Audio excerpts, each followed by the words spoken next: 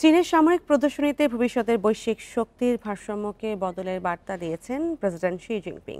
তার সঙ্গে রুশ প্রেসিডেন্ট ভ্লাদিমির পুতিন এবং উত্তর কোরিয়ার সর্বোচ্চ নেতা কিম জং উনের উপস্থিতিতে এমনটাই মত বিশ্লেষকদের। তারা মনে করছেন 21 শতকের বিশ্ব রাজনীতিতে একটি গুরুত্বপূর্ণ সময় আসছে।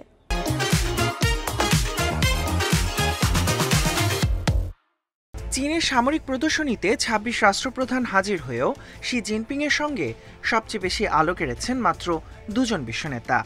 একজন হলেন রাশিয়ার প্রেসিডেন্ট ভ্লাদিমির পুতিন এবং আরেকজন উত্তর কোরিয়ার সর্বোচ্চ নেতা কিম জং উন।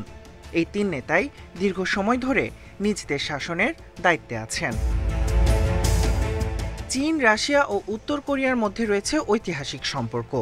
চলমান ইউক্রেন যুদ্ধে পুতিন ও কিমের ঘনিষ্ঠতা অনেক বেশি নজরে এসেছে। রাশিয়ায় কয়েক হাজার সেনা পাঠিয়েছে উত্তর কোরিয়া। অন্যদিকে কোরিয়ান যুদ্ধের সময় উত্তর কোরিয়ার সমর্থনে কয়েক হাজার সেনা পাঠিয়েছিল চীন। ব্রিটিশ সংবাদ মাধ্যম দ্য গার্ডিয়ান তাদের এক প্রতিবেদনে তিন নেতার এক হওয়াকে বিশ্বের ক্ষমতার পালাবদলের ইঙ্গিত হিসেবে উল্লেখ করেছে। আর বিশ্লেষকরা বলছেন, আন্তর্জাতিক রাজনীতিতে নতুন শীতল যুদ্ধের সূচনা। তিন দেশের এই উত্থানে কেন্দ্রবিন্দু হিসেবেও শি জিনপিংয়ের প্রভাবেও জোর তাদের। চীন ও রাশিয়ার মধ্যে সীমাহীন অংশীদারিত্বে ঘোষণাও দিয়েছেন পুতিন ও শি জিনপিং।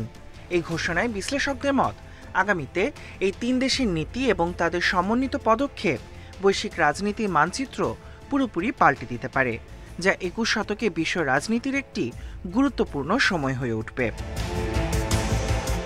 মার্কিন সংবাদ মাধ্যম নিউ ইয়র্ক টাইমসও তাদের এক প্রতিবেদনে বলছে, বুধবারের সামরিক প্রদর্শনীতে চীনের শুধু দ্বিতীয় বিশ্বযুদ্ধের স্মৃতিস্মরণই মুখ্য ছিল না, বরং পশ্চিমাদের জন্য ছিল চীনের অপ্রতিরোধ্য উত্থানের বার্তা।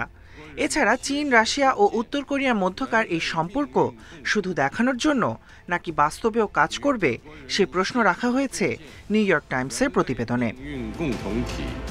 Tahmid Abrar, independent news.